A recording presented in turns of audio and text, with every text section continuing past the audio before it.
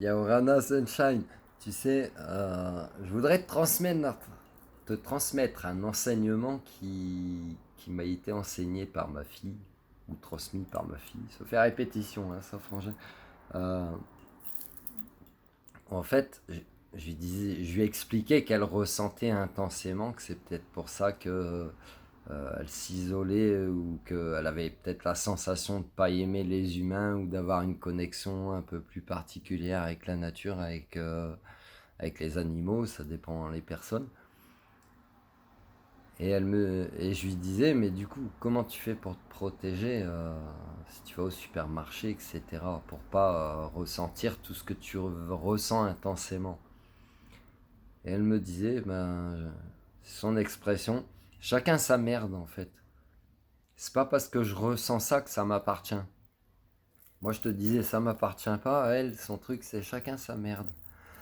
Ça lui permet vraiment de créer une distanciation, ça veut pas forcément dire une déshumanisation, mais une bulle protectrice vraiment pour se préserver parce que en tant que empathe, hypersensible, médium, ce que tu veux, ça dépend dans quel cas tu te mets.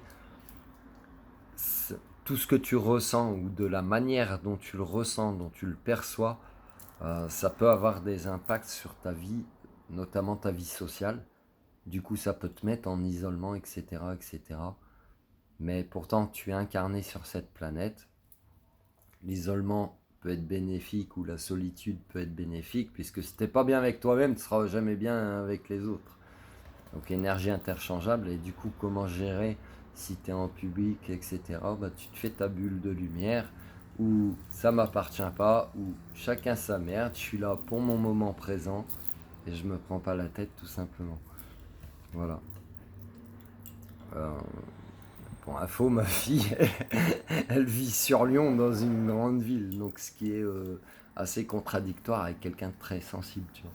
Mais elle trouve ses manières de faire pour se préserver et continuer quand même à apprécier son mode de vie qu'elle aime. Voilà, elle met en adéquation, si tu veux, met en adéquation quand même. Tu verras aussi que ça peut venir. L'inadéquation peut venir euh, d'un déséquilibre ou d'un manque de confiance en toi ou d'un déséquilibre entre ce que tu souhaites réellement pour toi, ce que tu veux, et ce que tu vis. Voilà. Et du coup, quand tu as équilibré ces deux polarités-là en toi aussi, entre ce que tu veux et ce que tu vis, tu es dans le je suis, tu es plus dans le paraître, tu es plus dans le je possède ou je ne sais quoi, tu es dans le je suis, où tu as juste à être en fait. Tu assumes qui tu es, comment tu vis, de la manière, etc., etc. Et tu t'adaptes aussi.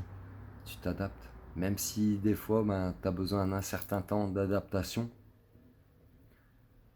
tu t'adaptes et même si tu es peut-être un jour bousculé, délocalisé, tu continueras de t'adapter pour continuer d'évoluer, quoi. C'est le principe même de... Comment ça s'appelle, Frangin? Darwin. L'évolution, c'est ça. C'est ça, mais transpose-le, le principe de Darwin, transpose-le à l'âme, en fait. Et à toutes tes expériences de vie que tu as pu vivre, qu'elles soient dans cette vie ou dans d'autres vies.